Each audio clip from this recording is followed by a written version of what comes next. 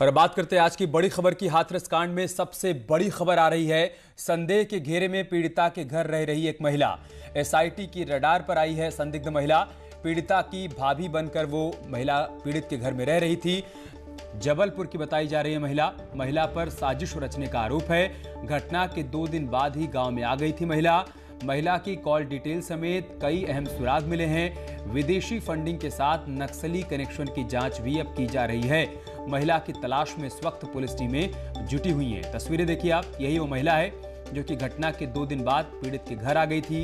ये कौन है, इसका मकसद क्या था, ये अभी तक साफ नहीं हो पाया है, लेकिन नक्सल कनेक्शन से जोड़कर भी अब इस पूरे मामले को देखा जा रहा है। बताया जा रहा है कि महिला मध्य प्रदेश की रहने वाली है और 2 दिन बाद ही पीड़ित के घर आ गई थी। पुलिस अब इसकी तलाश कर रही है। ये बड़ी खबर हम आपको बता रहे हैं। हाथरस कांड से जुड़ी हुई बड़ा अपडेट सामने आया है। पीड़िता के घर रह रही थी महिला जो कि एसआईटी के रडार पर है। संदिग्ध महिला पीड़िता की भाभी बनकर उसके घर में रह रही थी। मध्य प्रदेश के जबलपुर की रहने वाली बताई जा रही महिला पर साजिश रचने का आरोप है। घटना के 2 दिन बाद ही वो गांव आई थी और उसके बाद वो कई दिनों तक पीड़ित परिवार के साथ ही रही। तस्वीरें देखिए आप, यही वो महिला है। इसका मकसद क्या था और ये क्यों झूठ बोलकर पीड़िता की भाभी बनकर यहाँ पर रह रही थी, ये सारे सवाल जांच का विषय है। एसआईटी तमाम कड़ियों को जोड़कर जांच पड़ताल कर रही है। संवाददाता शबाब हमारे साथ जुड़ चुके हैं लखनऊ से। शबाब, क्या जानकारी इस खबर के बारे में? और देखिए, इस महिला के कनेक्शन के बारे में अब एसआईटी और तमाम दूसरी जो सुरक्षा एजेंसियां हैं वो जांच पड़ताल में लगी हुई हैं। और जिस तरीके से 16 सितंबर से 22 सितंबर तक इस महिला के वहां पर रहने की जो जानकारियां मिल रही हैं और एक जो नक्सलवाद का कनेक्शन जुड़ रहा है, उसने एसआईटी को और ज़्यादा चौंकाया है। तो कहीं ना कहीं मामला जो है वो बहुत संजीदा होता चला जा रहा है, बहुत ज़्यादा गंभीर होता चला जा रहा है। और शुरुआती खबरें जो हैं वो हालांकि सुरक्षा की दृष्टि से बहुत ज़्यादा डिटेल में नहीं बताई जा रही हैं एजेंसियों की तरफ से, लेकिन ये बात सीधे तौर पर कही जा सकती है कि हाथरस कांड में अब नक्सल कनेक्शन भी जो है वो जुड़ने लगा है। और मध्य प्रदेश के जबलपुर की रहने वाली ये जो महिला है जिसके बारे में डिटेल्स मिल रहे हैं और सबसे ज़्यादा चौंकाने वाले खुलासे इसके कॉल डिटेल से हुए हैं।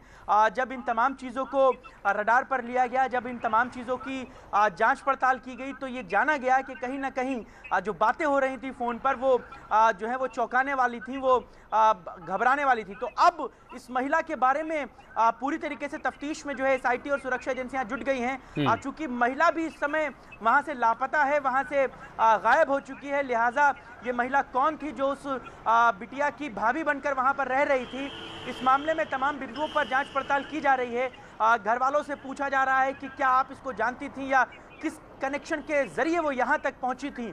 तो हाथरस मामले में जिस तरह से इस पूरी घटना को दबाने के और इस घटना को बड़ा करने के जो रिजल्ट मिल रहे हैं वो बहुत ज़्यादा चौंकाने वाले हैं। पहले पीएफआई और सिमी जैसे संगठनों का इस पर जोर दिखा, विदेशी फंडिंग की बात सामने आई और अब उसके बाद नक्सली कनेक्शन जो है वो इस घटना को और चौंकाता है अमित। और मुझे लगता है कि एसआईटी को जो 10 दिनों का समय दिया गया था और इन 10 दिनों में एसआईटी जो अपनी जांच पड़ताल करेगी उसमें ये तमाम जो महत्वपूर्ण जानकारियां हैं, जो महत्वपूर्ण सुराग हैं, वो सामने आएंगे। बहुत शुक्रिया शबाब आपका हमारे साथ जुड़ने के लिए और तमाम जानकारी हम तक पहुंचाने के लिए। हाथरस मामले में यूपी सरकार आज सुप्रीम कोर्ट में हलफनामा दाखिल कर सकती है। कोर्ट की निगरानी में सीबीआई जांच की मांग वाली याचिका पर सुनवाई करते हुए सुप्रीम कोर्ट ने यूपी सरकार से पीड़ित परिवार की सुरक्षा को लेकर हलफनामा दाखिल करने के लिए कहा था। इसके अलावा वकील की उपलब्धता और इस मामले में इलाहाबाद हाई कोर्ट में केस के स्टेटस को लेकर भी जानकारी देने के लिए कहा गया था। उम्मीद ये की जा रही है कि आज वो हलफनामा दाखिल किया जाएगा। यूपी सरकार की तरफ से उन तमाम सवालों का जवाब दिया जाएगा जो सवाल सुप्रीम कोर्ट की तरफ से पूछे गए हैं। एक तो पीड़ित परिवार की सुरक्षा को लेकर, साथ ही उसके लिए वकील की उपलब्धता को लेकर और साथ ही साथ इलाहाबाद हाई कोर्ट में केस का क्या स्टेटस है, इन 3 बिंदुओं पर आज हलफनामा दाखिल करना है।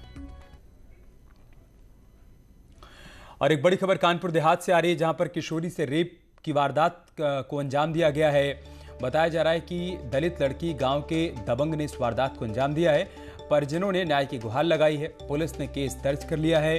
पुलिस ने पीड़िता को मेडिकल के लिए भेज दिया है। बड़ी खबर हम आपको कानपुर देहात से बता रहे हैं जहां पर रेप की वारदात सामने आई है। बताया जा रहा है कि दबंग, जो कि गांव का रहने वाला है, उसने लड़की के साथ रेप की वारदात को अंजाम दिया है, जिसके बाद परिजनों ने न्याय की गुहार लगाई। पुलिस ने केस दर्ज कर लिया है, जांच पड़ताल की जा रही है और पीड़िता को मेडिकल के लिए भेज दिया गया है। कानपुर देहात से रेप की खबर सामने आई है। परिजनों का आरोप है कि गांव के दबंग ने लड़की के साथ रेप किया है, जिसके बाद पुलिस ने मामले को गंभीरता से लेते हुए केस दर्ज कर लिया है। जांच पड़ताल की जा रही है और आरोपी की तलाश भी की जा रही है। सौरभ हमारे साथ कानपुर देहात से जुड़ चुके हैं। सौरभ, क्या जानकारी इस खबर को लेकर? देखिए, नाबालिग लड़की थी, अपने खेत में मिट्टी लेने गई थी और वहीं पर एक वैश्य जिंदा उसके ऊपर निगाह रखे हुए थे और उसने इसके साथ गलत कार्य किया है। इसके बाद ये पीड़ित अपने परिजन को लेकर के थाने पर पहुंचे। नाबालिग ये पीड़िता है और दलित समाज से आती है और इस पूरे मामले को जब एसपी के संज्ञान में आया तो उन्होंने तत्काल मुकदमा दर्ज करने के आदेश दिए। साथ ही साथ अब आरोपी की गिरफ्तारी के लिए पुलिस प्रयास कर रही है। ठीक है, बहुत शुक्रिया आपका हमारे साथ जुड़ने के लिए और जानकारी हम तक पहुंचाने के लिए। उन्नाव में चलती कार में महिला से छेड़छाड़ के मामले में पुलिस ने दोनों आरोपियों को गिरफ्तार कर लिया है। पुलिस ने युवकों का पीछा कर लखनऊ बॉर्डर से उनको गिरफ्तार किया। महिला ने अपने भांजे और इसके दोस्त पर छेड़छाड़ और मारपीट करने का आरोप लगाया था। आरोप के मुताबिक लखनऊ आगरा एक्सप्रेसवे पर भांजे के दोस्त ने चलती कार में अश्लील हरकत करनी शुरू कर दी। महिला के विरोध करने पर युवक ने दांतों से काट लिया और फिर तकिया बेल्ट से गला दबाकर मारने की कोशिश भी की। खुद को बचाने के दौरान महिला के चेहरे पर गंभीर चोट आई है। बाद में आरोपी उसे मरा हुआ समझकर रास्ते पर फेंककर फरार हो गए। पुलिस ने उसे इलाज के लिए अस्पताल में भर्ती करवाया है। और एक बड़ी खबर मेरठ से, जहां पर पुलिस और बदमाशों के बीच मुठभेड़ हो गई है। मुठभेड़ में गोली लगने से 2 बदमाश घायल हो गए हैं। अंतर्राज्यीय कारचोर गिरोह का पर्दाफाश भी हुआ है। चोरी की गाड़ी, अवैध हथियार इनके पास से बरामद किया गया है। मेरठ के ब्रह्मापुरी के बिजली बम्बा बाईपास पर पुलिस और बदमाशों का आमना सामना हुआ, जिसमें अंतर्राज्यीय कारचोर गिरोह का पर्दाफाश हुआ है और पुलिस ने 2 बदमाशों को गिरफ्तार करने में कामयाबी हासिल की है। निखिल हमारे साथ जुड़ चुके हैं। निखिल, और क्या जानकारी है आपके पास? देखिए, ये बिजली बम्बा बाईपास की घटना है, जहां देर रात पुलिस और बदमाशों के बीच मुठभेड़ हो गई और इस मुठभेड़ के दौरान जब बदमाशों ने पुलिस पर फायरिंग कर दी तो पुलिस को भी जवाबी फायरिंग करनी पड़ी और उसमें 2 बदमाशों को गोली लगी, जबकि 3 मौके से फरार हो गए। मैं आपको बता दूं कि एक बड़ा गिरोह है जो देश के लगभग हर स्टेट में काम करता है, जो वाहन चोरी की घटनाओं को अंजाम देता है और उन्हें लाकर पश्चिम उत्तर प्रदेश में ठिकाने लगाता है।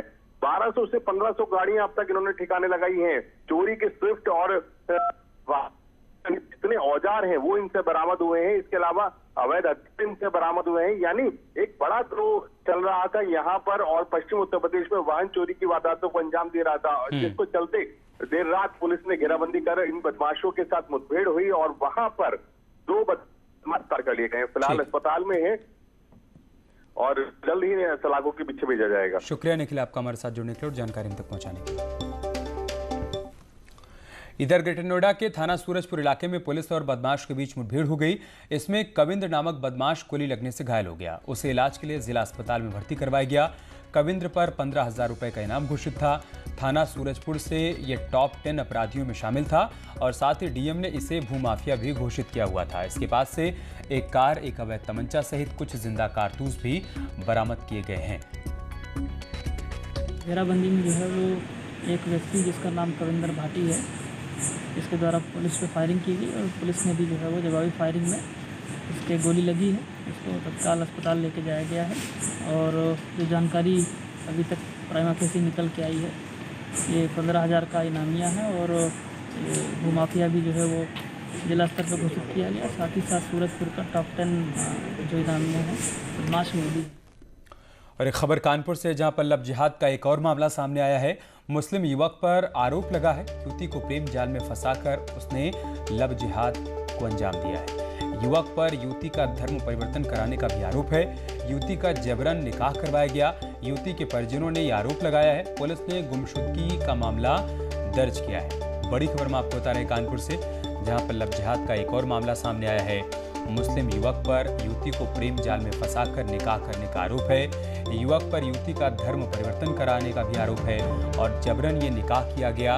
युवती के परिजनों ने आरोप लगाया है। फिलहाल पुलिस ने गुमशुदगी का मामला दर्ज कर लिया है। संवाददाता श्याम हमारे साथ जुड़ चुके हैं कानपुर से। श्याम, क्या जानकारी इस खबर के बारे में? देखिए, आपको बता दें, ये लड़की और युवक एक ही कारखाने में काम करते थे। बताया जा रहा है कि युवक ने जानबूझ करके युवती को अपने प्रेम जाल में फंसाया और उसको लेकर के भाग गया। परिजनों को जब इस बारे में जानकारी हुई तो उन्होंने पुलिस से शिकायत की। तो पुलिस ने उन्होंने सीधा आरोप लगाया कि युवती को उनका युवक लेकर के भाग गया है, जिसके बाद पुलिस ने नामजद मुकदमा दर्ज करते हुए केवल गुमशुदगी में मामला दर्ज करके उन्हें थाने से सरका दिया। जिसके बाद अब ये जो पीड़ित परिवार है वो लगातार अधिकारियों के यहाँ चक्कर काट रहा है। आपको बता दें कि पुलिस ने जो पीड़ित परिवार है उसको ये बताया है कि उनकी लड़की को जो लड़का ले गया है उसने उनका धर्म परिवर्तन करा करके उसका निकाह करा लिया है। जी, बहुत शुक्रिया श्याम आपका हमारे साथ जुड़ने के लिए और जानकारी हम तक पहुंचाने के लिए। अक्सर आपने पुलिस वालों को लोगों की पिटाई करते हुए देखा होगा, लेकिन फर्रुखाबाद में इसका उल्टा देखने को मिला। यहां पर एक महिला ने सिपाही को सबके सामने पीट दिया। उसका आरोप है कि नशे में धुत सिपाही ने रॉन्ग साइड से आकर उसकी बाइक में टक्कर मार दी और बाद में उल्टी बदसलूकी भी करने लगा। इसके बाद गुस्साई युवती ने सिपाही को चप्पलों से जमकर पीटा। वहां मौजूद दारोगा ने उसे बचाने की कोशिश भी की, लेकिन महिला का गुस्सा थमने का नाम नहीं ले रहा था और वो सिपाही को खदेड़ कर पीटती रही। सिपाही को इलाज के लिए CHC कायमगंज में भर्ती करवाया गया है। उधर घायल पुलिसकर्मी महिला पर रॉन्ग साइड से आने और मारपीट करने का आरोप लगा रहा है। पुलिस के आला अधिकारी इस मामले पर कुछ भी बोलने से बच रहे हैं। पुलिस वाला था, रॉन्ग साइड से आ रहा था, इतनी स्पीड पे गाड़ी ला रहा था कि हम रॉन्ग साइड से बिल्कुल साइड से ले गए, कच्चे पे उतार दिया, फिर भी आके ठोक दिया और गिर गया, बेहोश हो गया।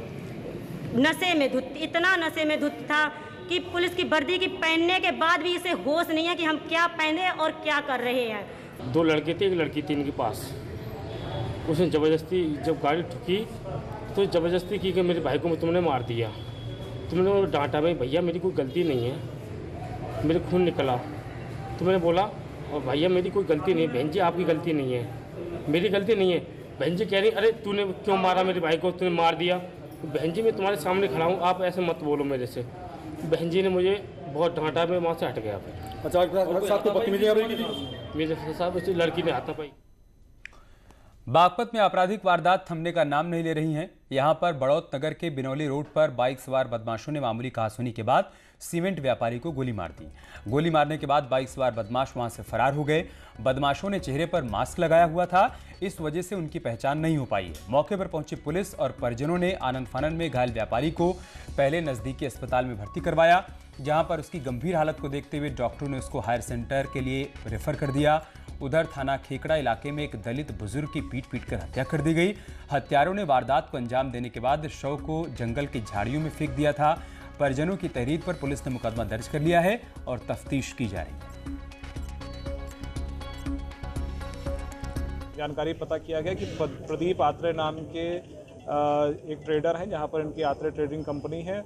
वहां पर इनका कुछ अल्टरकेशन 2 युवकों से हुआ, जहां पर एक युवक ने इनको गोली मार दी है। अभी युवकों की पहचान नहीं हो पाई है। हमने टीम्स गठित कर दी हैं और जल्दी उनकी पहचान कर ली जाएगी। घायल मजलूम को तत्काल हमने फर्स्ट एड दिलाने के बाद मेरठ हायर सेंटर रेफर करा दिया गया। हाँ, खेकड़े में एक डेड बॉडी मिली है और उसका मृतक का नाम सुखवीर है, उम्र 65 वर्ष है। उसमें पोस्टमार्टम के लिए बॉडी भेज दी गई है, उसमें इन्वेस्टिगेशन जारी है, जल्दी घटना खुलासा किया जाएगा। यहाँ रुक रहे एक छोटे से ब्रेक के लिए, जल्द लौटेंगे कुछ और खबरों के साथ।